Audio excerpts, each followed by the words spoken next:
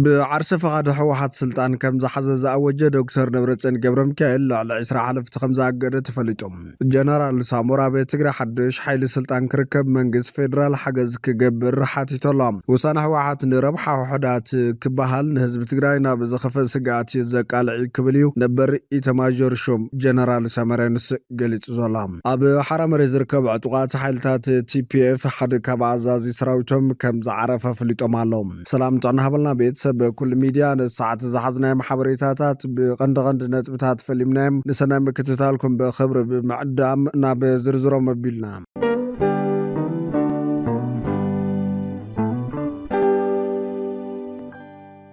بعرس فقد حوحات سلطان كم زحزز أوجه دكتور نبرتسن جبرمكيل على عسر حلفتي كم زعقد تفلتهم أب زحزوان أب منجو هزباويان حرنا تقرا حوحات نجزاو محدار تقرا انتفت يرزلو قلولاو نمتعركب مع أخلاي منجسن كللاو محدارن زيطول عمق صعبينات كم زلو تنتنتي أب زحبر الواني دكتور نبرتسن السقوم توسيد زلام قدما مليسر أبي أحمد أب مجمرتا سومن زحل فورحي علم سلطان جزاو محدار تقرا بمن واحدتي أب منجو حوحاتن منجسي فيدرال بتحدي أب منجو حوحات جزاو محدار تقرا بريزيدانتو ليتنال جنرال تادس وردن زيت أنحمد تفنانا بكل عوطرن سقوم تاتن دفافي والام ماخلاي كوميت حوحات نوسان قدما مليسر أقلال نوع البريشرا ماخل زي جبرن بينا وسان إيبنفال كم زي يقبل بمقلات نتي جزاو محدار فريسونتي كرم كينات زنبر بيت مخرن منجسن كم زملس دماوسينيم نزوسان نابي بايتان مترقام بدرجة زبان وردان تعوق خيباتاتن قواساتن دحر مقبار أب موداتا بحامش قنبت عسران شديشن أب الدرش بيت مخرج كتما مقلب زكايد عطوا عخيبا اتي بيت مخرنا بصراحة كم سملسم أفقوين مختلان كم زمرت دكتور نبرتسن جبرمكيل دما بريزيدانت خوين تمريتق على محلا كم زفت من زفلت يوم نزعب دكتور نبرتسن جبرمكيل مس جنرال تادس وردن زنبر على إسرا حلفتي صراحة جزاو محضر كب حلافنتهم أجد ومرلا تباهلهم بز مسرت إساس تادس حلافي كابيني سكرتيرات حدش حدقو حلافي بيت صحفة بريزيدانت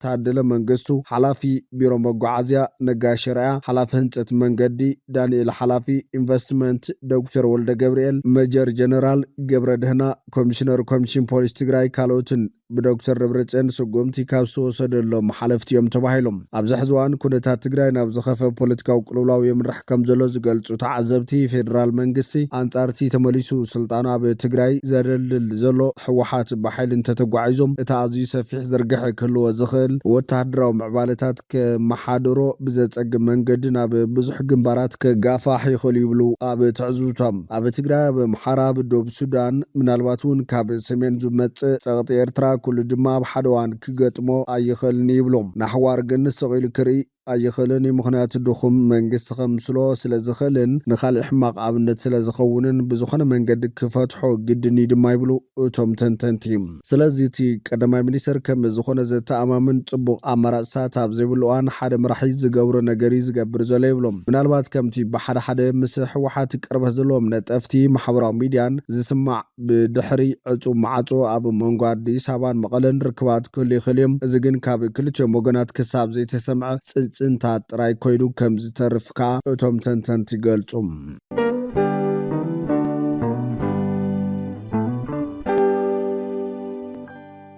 جنرال سامورا بتقرا حدش حيل سلطان كركب منجس فيدرال حجز كجبر حاتيتهم وسانح واحد نربحه وحدات كبهال نهزب تقراينا بزخفه سقات زقال عيلو نبر إتماجر شوم جنرال ساموراينوس أبي كل تقرا حز توسين زلونا بسلطان أمرار حتاتن بايتون نيمملا سوسان نهزبينا بالعل سقاتن چنقاتن يودقو كم زلو جنرال ساموراينوس تزاريبهم مختك بسم بريتران دحر تزازيمي كبل دما وسخ قليتهم جنرال سامورا بزعبا وانا دا تملكيتو نغازيت او غحتا كمزغلصو حزب تግራይ ንብረቶም ከም ዘይኮነን ፖለቲከኛታት ናይ ባዕሎም ስልጣን ኢሎም ህዝቢ ናይ መምራጽ መሰሉ ይዕፍን ወለው እቲ ውሳነ ንውሕዳት ጥራይ ዝውክል ኢሎም እቲ ብሽም ህዝብ ትግራይ ተባሂሉ ዝተመሓላለፈ ውሳነ ካብ ሚኢት ብዘይበልጡ ሰባት ዝተወሰነ ምዃኑ ዝገለጸት ጀነራል እዚ ውሳነ እዚ ብጣዕሚ ሕማቕን ኣብ ውሽጢ ዓዲ ይኹን ኣብ ወጻኢ ዝርከብ ትግራይ ዘጨንቆም ምዃኑ ሓቢሮም እቲ ጀነራል ናይ ትኽልል ኣመራርሓታት ክሳብ ሕዛብ ትኽልል ዝጥቀምሉ ዘለው ስልቲ ኣብ መኽተይና ዘለና ዝብል ቃል ንልምዓት ወይ ንሰላም ዘይኮነስ ስልጣን ንምዕቃብን ካብ ተሓታትነት ንምህዳምን ይውዕል ከም ዘሎ ብተግባር ይረአ ኣሎ ኢሎም እቲ ውሳነ ብፍላይ ድማ ቅድም ክብል ግዜያዊ ምምሕዳር ዝመርሑ ዝነበሩ ኣይተ ጌታቸው ረዳ ውዲት ክሕሰብ ዝጸንሐን ሕዚ ድማ ኣብ ልዕሊ ሌተናል ጀነራል ታደሰ ወረደ ይቕጽል ከም ዘሎ ብምጥቃስ ዘካይዳዚ ናብ ስሩዕ ናይ ምቕያር ጉዳይ ምዃኑ ኣመላኺቶም መኸተ ካብ ስምምዕ ፕሪቶርያ ንዳሓር ተዛዚሙ ዝበለት ጀነራል ሓዚ ዘሎ መኸተ ስልጣን ዘይምልቃቕን ለውጥን ምቋምን ዝግበር መሕቢ ክብል ተዛሪቦም ሓዚ ዝረአ ዘሎ ፖለቲካዊ ምንቅስቓስ ቀንዲ ዕላሙ መንግስቲ ፌደራል ዘካይዶ ሃገራዊ ምርጫ ንምዝራግ ዝዓለመ ክኸውን ከም ዝኽእል ብምጥቃስ ህዝቢ ትግራይ ንዝሓለፉ 7-8 ዓመታት ናይ ምምራፅ መሰሉ ተዓፊኑ ምጽንሐ ዘኻኺሮም ሓዚ እውን መንግስትነትና መሊስና ወይ ናብ ናይ ቀደም ኩነታትና ተመሊስና ኢና ዝብል ውሳነ ብመንግስቲ ፌደራል ይኹን ብሕገ መንግስቲ ተቐባልነት ዘይብሉን ሓደገኛ ኣካይዳን ምዃኑ እቲ ጀነራል ገንዚቦም ጀነራል ሳሞራ ናይ ትኽልል ጀነራላትን ላዕለዎት መኮንናትን ኣብ ስልጣን ክጸንሑ ዝደልዩ ስልጣን ስለ ዝፈቱ ጥራይ ዘይኮነስ ኣብ እዋን እቲ ኩናት ንዝጠፈ ህይወት ሰብ ተሓታትነት ስለ ዝፈርሑ ምዃኑ ገሊጾም በዚ መሰረት መንግስቲ ፌደራል ነቲ ጉዳይ ብህድኣትን ብብስለትን ክፈትሖ ከም ዝግባእ ብምሕባር ናይ ትኽልል ጀነራላትን ኮነሬላትን ይኣኽለና ብምባል እቲ ሰራዊት ናብ ዲዲኣር ወይ ድማ ተሃድሶ ከኣቱ ብምግባር ፖለቲከኛታት እውን ስልጣን ክለቁ ፀቕጢ ክገብሩ ጻውዒት ተቕሪቦም እቲ ዝተፈረመ ስምምዕ ሰላም ንህዝቢ ዕረፍቲ ሂቢ ተባሂሉ ትፅቢት እንተተግብረ እኳ ሓዚ ዘሎ ናይ ስልጣን ቁርቆስ ንህዝቢ ናብ ዝገደደ ጭንቀት የእትዎ ከም ዘሎ ብምግላጽ ህዝቢ ትግራይ ካብ ዝለዓሉ ነዞም ኣመራርሓታት ክዕገሶም ከም ዘይብሉን ሓድሽ ሓይሊ ንኽመጽእ ፀቕጢ ክገብር ከም ዘለዎን እቲ ጀነራል ተሓሳሲቦም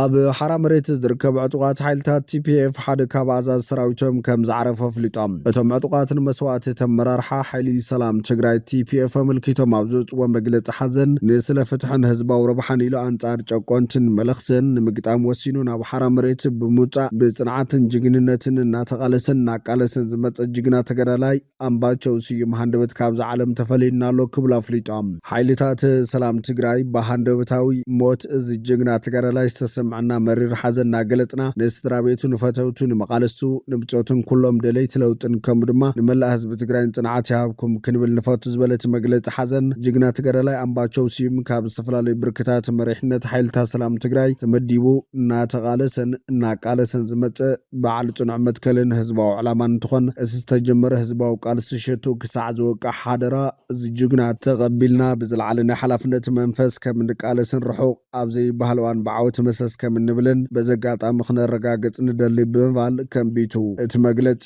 ኩሉ ሚድያ ንመላ ቤተሰብን መቅረብን ጽንዓት ይመናም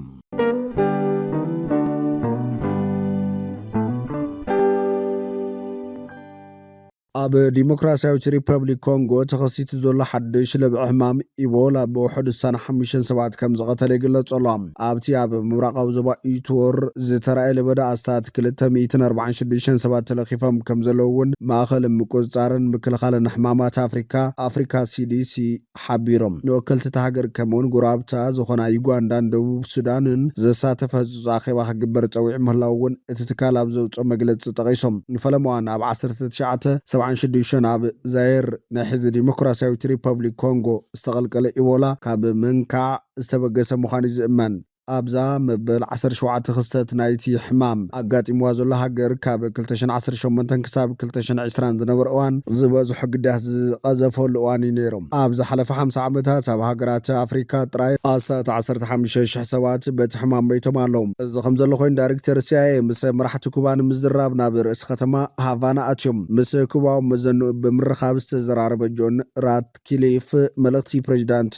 ኣሜሪካ ትራምፕ ከብፅሕ ከም ዝኸደ ምንጭታት CIA ብምጥቃስ ማዕኸና ዜና ኣሜሪካ ሓቢረን ኣለዋ ብወገን ኩባ ዝወፀ መግለፂ ከም ዘመላኽቶ ምብፃሕ ናይቲ ሓላፊ ስልያ ኣብ መንጎ ዋሽንግተንን ሃቫናን ዘሎ ሓርፋፍ ዝምድና ንምምሕያሽ ዝዓለመ እዩ ሰበስልጣን ሃቫና ኩባ ንሃገራዊ ድሕነት ኣሜሪካ ስጋት ከም ዘይኮነት ከም ዝገለጽሉ እውን ሓቢሮም ኣሎም ኣብ ዝቐረባን ኩባ ካብ ቬንዙዌላ ትረኽቦ ዝነበረት ቀረብ ነዳዲ ደው ድሕሪ ምባሉ ቅልውላዊ ጻዕት ኣጋጢምዋ ምጽንሑ ይፍለጥ እዩ ኣሜሪካ ነቲ ኣብቲ ሃገር ተፈጢሩ ዘሎ ማሕበረ ቁጠባዊ ቡድሆታት ንምፍታሕ ናይ $100 ሚልዮን ደገፍ ክትብ ደጊማ ኣረጋጊጻላ ጸሓፊ ጉዳያት ወጻኢ ኣሜሪካ ማርኮ ሩቢዮ ሃቫና ነቲ ሓገዝ ከም ዝነጸገቶ ተዛሪቡ እኳ እንተነበረ ሰብ መዚ ኩባ ግን ሓቂ ከም ዘይኮነ እዮም ዝገልጹ ኣብቲ ርክብ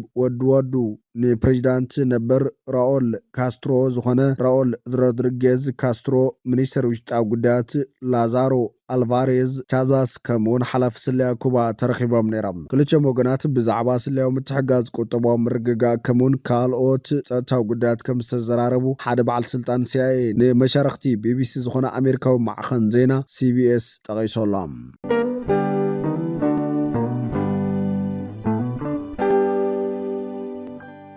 ፍትዋትን ክብራትን ቤተሰብ በኩል ሚድያ ንሰዓት ዝሓዝናዮም ሓበሬታታት ነቶም ክትከታተልዎም ዝፀናሕኩም ይመስሉ ነይሮም። ንሰናይ ምክትታልኩም ብምምስጋን ናብ ዝቕፅል ብካልኦት ሓበሬታታት ክሳብ ምራኸብ ንምድለዋትና ላይክ ሸር ንሚድያና ሳብስክራይብ ብምግባር ቤተሰብ በኩል ሚድያ ኾኑም።